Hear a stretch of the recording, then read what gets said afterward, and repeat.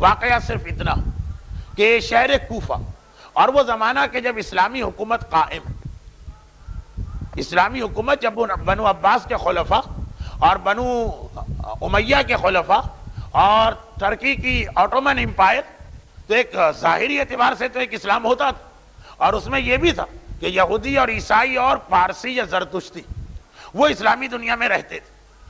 شہر کوفہ میں ایک مومن اپنے مکان میں سو رہا، رات کو خواب میں اس نے ایک ایسا منظر دیکھا کہ بہت خوش بھی ہوا اور بہت پریشان بھی ہوا۔ مختصر کر رہا ہوں اس لیے بہت ساری چیزیں اس میں ڈیٹیل میں نہیں آئیں گی۔ خوش اس لیے ہوا کہ خواب میں اللہ کا رسول اس کے پاس آ کر اپنی زیارت اسے کرا رہا، اس سے بڑی مومن کی کامیابی کیا، اور پریشان اس لیے ہوا کہ صرف ایک جملہ کہہ کے چلے۔ کیا جملہ کا؟ لوکیٹ کیا ایک مکان کو، یہ مثلاً کہہ رہا ہوں کہ کہا کہ مثلاً تیرے مکان سے 6 مکان آگے جو مکان، وہاں جا اور صاحب خانہ سے یہ کہہ کہ بچی کی خواہش قبول ہو گئی اور تجھے آتش جہنم سے نجات مل گئی، آنکھ کھل گئی۔ ویسے پریشانی کی بات نہیں تھی، پریشانی کی بات یہ تھی کہ اس کے مکان سے وہ مکان جس کے بارے میں رسول نے اشارہ کیا، مثلا میں نے 6 کا لفظ ڈال دیا، 6 مکان آگے، وہ ایک پارسی کا مکان ہے، پارسی، زردشتی، مجوسی، جو 2 خداؤں کو بھی بظاہر مانتے اور پریکٹیکل لائف میں بھی ایک اتنا قوی کام کرتے جو دنیا میں کہیں بھی رائج نہیں تھا۔ اب تھوڑا تھوڑا یورپ امریکہ میں اس کا زور کوشش کی جا رہی ہے کہ ہو جائے، اور وہ قوی کام مجوسی یہ کرتے جو ہمیشہ سے کہ ان کے یہاں سگی ماں اور سگے بیٹے کی شادی جائز ہے اور سگے بھائی اور سگی بہن کی شادی جائز ہے۔ اور اس مجوسی نے خالی جائز نہیں، پچھلے ہفتے اپنے سگے بیٹے کی شادی اپنی سگی بیٹی سے کی تھی، شادی بھی کی تھی، یعنی خالی جائز نہیں مانتا، عمل بھی کیا، اپنے بیٹے کی شادی اپنی بیٹی سے۔ اب باقاعدہ ایک زمانے میں کھلم کھلا یہ ہوتا تھا۔ اچھا، اب یہ آنکھ کھلی تو پریشان، ایک تو پارسی مجوسی 2 خداؤں کا ماننے والا، اگرچہ اس طرح سے تو نہیں مانتے جیسے ہندو مانتے، لیکن بہرحال 2 خداؤں کا ماننے والا اور اخلاقی اعتبار سے اتنا قوی عمل کرنے والا کہ پچھلے ہفتے اپنے بیٹے کی شادی اپنی بیٹی سے کر کے دونوں کو ایک ہی گھر میں رخصت کی، اور میں اس کے پاس جا کے پیغمبر کا یہ پیغام پہنچاؤں کہ جہنم سے نجات مل گئی۔ اول تو خود سمجھ میں نہیں آ رہا، اور چلے مان لیا کہ رسول کا حکم ہے جانا ضروری، تو کسی مومن کے پاس بھیجیں یا مسلمان کے پاس جو رسول کو مانتا ہی نہیں ہے، دشمن رسول ہے، رسول کا مذاق اڑاتا، جب میں اس کے پاس جا کے کہوں گا کہ میرے رسول نے تجھے یہ پیغام دیا، تو اس کا جواب کیا ہوگا؟ یہی تو کہے گا کہ اپنے رسول کی کیا بات کرتے ہو، میں تو ان کو مانتا ہی نہیں، ان سے کہو اپنی بشارت اپنے پاس رکھے، یا ہو سکتا ہے اس سے زیادہ توہین آمیز کوئی جملہ آ کے کہے۔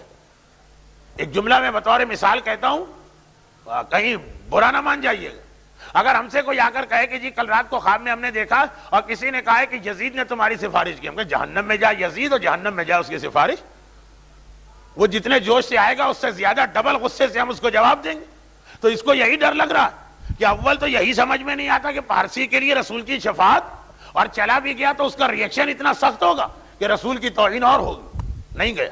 کیسے میں اپنے رسول کی توہین اپنے سامنے برداشت کروں جبکہ اس میں میرا بھی حصہ ہو؟ نہیں گیا۔ اگلی رات کو پھر رسول آئے، ایک ہی جملہ کہا، زیارت کی خوشی ہوئی، جملہ سن کے پریشانی ہوئی، کیا مطلب؟ تیسری رات بھی ایسی گزری، چوتھی رات رسول پھر آتے ہیں، زیارت تو کرائی لیکن آج بڑے جلال کے ساتھ، اور کہتے ہیں کہ اے میرے ماننے والے، کلمہ پڑھتا ہے، محبت کا دعویٰ کرتا، اور ایک کام تیرے سپرد کر رہا ہوں، روایت نقل بالمعنی ہوتی ہے، ایک کام تیرے سپرد کر رہا ہوں اور 3 دن سے تو میرا حکم نہیں مان رہا، آج تجھے ہر صورت میں میرا پیغام پہنچانا ہوگا، ورنہ انک لیس منی، تیرا مجھ سے کوئی تعلق نہیں ہوگا۔ اب جو آنکھ کھولی تو بہت سٹ پٹایا، بہت پریشان، رسول یہ کہہ کے گئے کہ تیرا مجھ سے کوئی تعلق نہیں ہوگا، انک لیس منی، اب تو جانا ہی جانا۔ صبح کے وقت بڑی مشکل سے ڈرتے ڈرتے اس مجوسی کے مکان پر پہنچتا، دروازے پہ دستک دیتا ہے، مجوسی نے دروازہ کھولا، حیران ہو گئے، اس لیے کہ مسلمانوں کا مجوسیوں کے گھر آنا جانا نہیں، اور خصوصاً جب سے اس کے بیٹے اور بیٹی کی شادی ہوئی اور زیادہ مسلمانوں نے اس کو کنڈیم کیا، اور میرے گھر پہ وہ آیا، ایک نیک مقدس پرہیزگار، معاشرے میں اور محلے میں مشہور، عبادت کے لیے، عبادت کے لیے مشہور آدمی، یقین نہیں آیا، لیکن اس لیے اس نے دروازے ہی پر پوچھا کیا کام ہے۔ اب یہ مسلمان ڈر رہا ہے کہ اگر میں نے دروازے پہ بتا دیا اور اس نے یہیں پہ رسول کی برائی شروع کر دی تو ایک ہنگامہ، ایک فساد، پورا محلہ چڑھ دوڑے گا، اور مجوسی بھی کم نہیں، تو ایک مرتبہ فساد ہو جائے گا دونوں۔ چنانچہ کہا کہ کیا مجھے اپنے گھر میں آنے کے لیے بھی نہ کہو؟ اب وہ ذرا شرمندہ ہوا، وہ بے خیالی میں گھبرا گیا تھا، اس لیے اس نے دروازے پہ بات کی، آئیے آئیے، گھر میں لے کے گیا اور کہا فرمائیے آپ نے کیسے زحمت کی، 20 سال سے ہم لوگ رہ رہے ہیں، دعا سلام بھی نہیں ہوتی، اور آج گھر میں آ گئے۔ اب اس کو ہمت نہیں پڑ رہی، بہرحال سر جھکایا، نگاہیں زمین پر، لڑکھڑاتی ہوئی آواز میں کہا کہ اے شخص، میرے رسول نے تیرے لیے ایک پیغام بھجوایا کہ وہ بچی کی دعا سفارش قبول ہو گئی اور تجھے جہنم کی آگ سے نجات دلا دے گی، اور بس اب اس کو یقین ہے کہ ریئیکشن بہت سخت ہوگا۔ کہا لگا کہ ہنسے گا، رسول کا مذاق اڑائے گا، رسول کی سفارش کا مذاق اڑائے گا، کہے گا کہ ہمارے لیے ہمارا پیغمبر زردشت کافی ہے، اور اس قسم کی بات ہے۔ لیکن عجیب بات، یہ تو ایکسپیکٹ کر رہا ہے اور توقع کر رہا ہے ہنسی اور مذاق اور ریئیکشن کی، اور بجائے ہنسی مذاق اور ریئیکشن کے ایک دم سے اس نے سنا کہ وہ کہتا اشہد ان لا الہ الا اللہ واشہد ان محمد رسول اللہ۔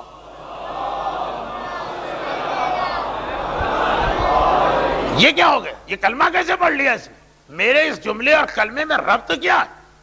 بہت بہت بہت ہوتا تو یہ چلے بہت ہی پولائٹ طریقے سے جواب دیتا اور ذرا رسپیکٹ رکھتا تو کہتا ٹھیک ہے میں نے سن لیا، جاؤ۔ کلمہ اسلام اس کی زبان پہ آ گیا۔ کہا کہ اے شخص، کیا اب تو یہ بتائے گا کہ یہ کلمہ پڑھنے کا ریزن کیا؟ کہا ایک ایسی بات جو اس دنیا میں سوائے میرے اور ایک بچی کے کوئی نہیں جانتا، اور اس بچی کو بھی نہیں پتا کہ یہ بات میں جانتا ہوں، وہ بات جو تو نے مجھے آ کے بتائی اور اپنے رسول کے حوالے سے تو مجھے یقین ہو گیا کہ وہ سچا رسول۔ کہا وہ بات ہے کیا؟ کہا بات یہ ہے کہ تمہیں معلوم ہے کہ لاسٹ ویک میرے گھر میں شادی تھی، اور اس شادی میں تو بڑی آسانی بھی ہوتی ہے ایک طرح سے، کہ مثلا بارات جائے گی کہاں اور آئے گی کہاں، وہ سارا ٹرانسپورٹیشن کا خرچہ بچ جائے گا، لڑکے اور لڑکی والوں کی جو 2 دعوتیں ہوتی ہیں وہ ایک دعوت کے اندر معاملہ نمٹ جائے گا، اور بہت سارے خرچے کم ہو جائیں گے اگر ایک ہی گھر، ایک ہی باپ کی 2 اولادوں میں شادی ہو۔ خدا نہ کرے کہ ہمارے یہاں بھی کوئی آسانی کے لیے کہے کہ پھر یہ شروع کر دو۔ بہت سارے اور گناہوں میں تو لوگ کہتے ہیں کہ مولانا آپ کی بات صحیح، لیکن کیا کریں اس کے اندر ایڈمنسٹریٹو پرابلم بہت ہے۔ یاد آ گیا نا آپ کو؟ ہم نے کہا کہ بھئی آپ کے گھر شادی ہے یا مجلس ہے یا 22 رجب کے کنڈے ہیں یا افطار پارٹی، یہ مکس گیدرنگ کیوں الگ الگ کیجیے؟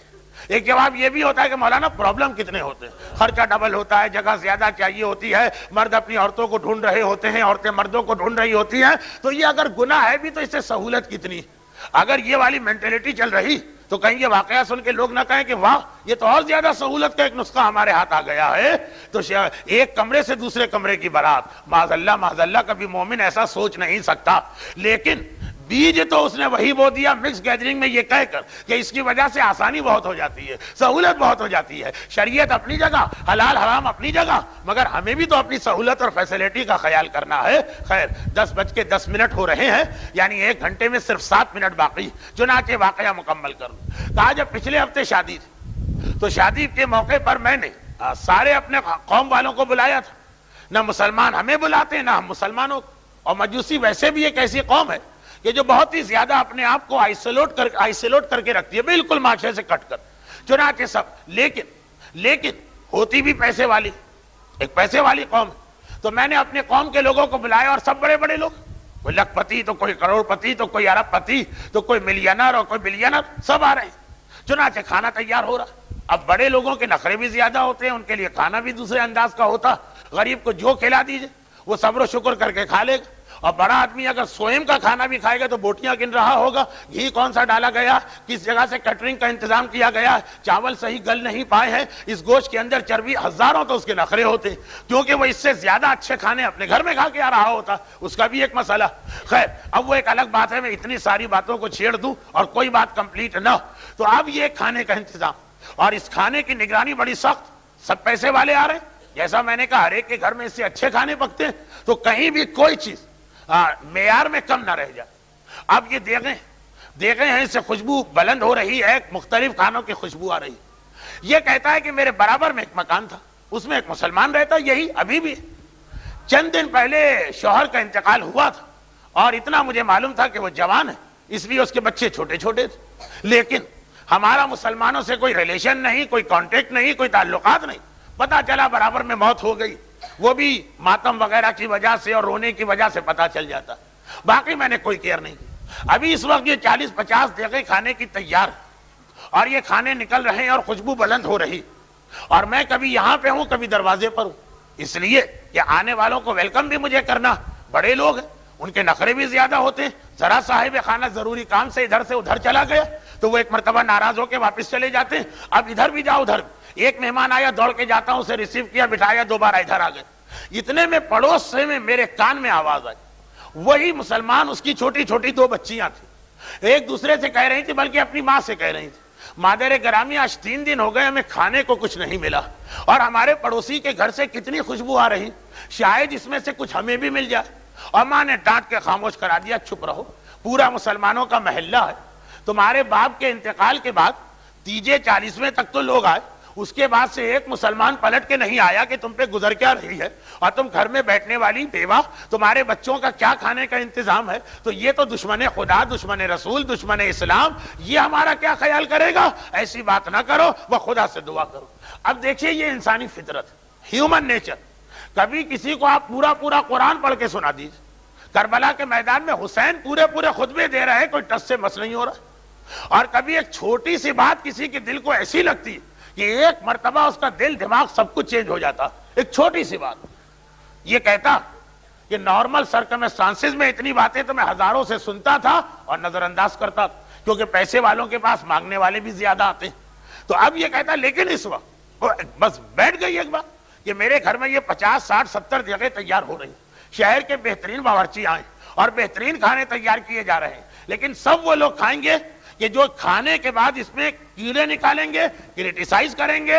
10 دن تک بات ہوتی رہے گی کہ میرے کھانے میں کمی کیا رہے گی. اور میرے دیوار برابر ایک مسلمان کی بچی، مسلمان نہیں، ایک چھوٹی سی بچی 3 دن سے فاقے کے عالم میں، اور ان 70 دیگوں میں سے کیا اس بچی کے لیے کتنا کھائے گی؟ 2 نہیں والے، کھانا نہیں نکل سکتا. بس کبھی بات ایسی دل کو لگتی ہے اور ایسی چبھتی ہے.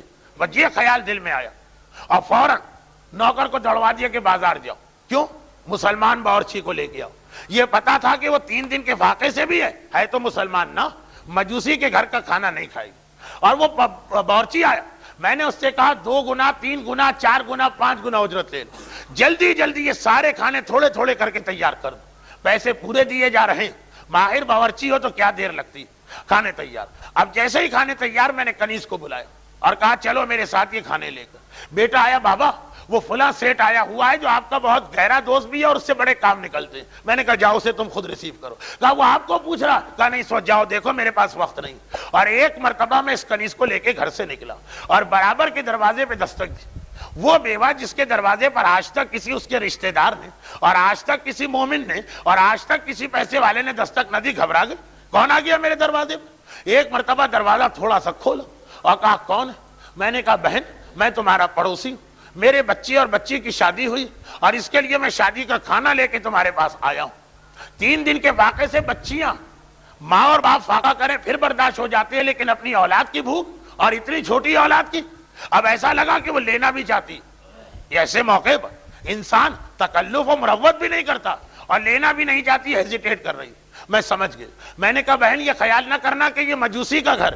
میں نے ایک مسلمان باورچی بلایا، وہ سامنے کھڑا، سارا کھانا اس نے تیار کیا، ہم میں سے کسی کا ہاتھ نہیں لگا، اور میری کنیز یہ کھانا لے کے آ رہی.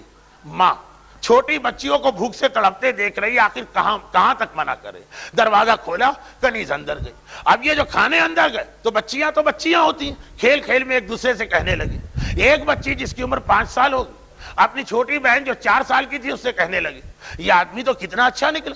امی کہہ رہی تھی کہ یہ آدمی دشمن خدا دشمن رسول ہے، لیکن قیامت کے دن میں اپنے رسول سے کہوں گی کہ اس نے ہمارا اتنا خیال رکھا ہے، آپ اس کی سفارش کر کے اسے جہنم کی آگ سے بچا لیں. بچی نے معصومیت میں اپنی چھوٹی بہن سے اتنے ہی بھول پنے میں کہا. اب یہ مجوسی کہتا ہے بالکل وہی جملہ جو اس کی ماں نے بھی نہیں سنا. وہ کھانا سنبھالنے میں لگی ہے، اس کی بہن نے سمجھا بھی نہیں، یا اس نے کہا یا میں نے سنا، اور آج آ کر تم نے جواب کیا دیا؟ اس بچی کی سفارش قبول کر لی گئی ہے اور تجھے آتش جہنم سے آزادی دلوا دی گئی. ٹھیک وہی جملہ جو اس بچی نے کہا کہا تھا، بس میرے دل نے کہا کہ اس رسول کی سچائی میں کوئی شک نہیں ہو سکتا، پیغمبر اسلام ٹھیک ہے یہ بات میں مسلمان ہوا، ابھی تو یہ مجوسی ہے لیکن ایک مرتبہ اس کی سفارش و شفاعت کا انتظام کر رہے ہیں، اس لیے کہ ایک مسلمان یتیم بچی پر اس نے مہربانی کی ہے۔ ایک مجوسی نے اپنے سے بالکل غیر کی یتیم بچی کا خیال رکھا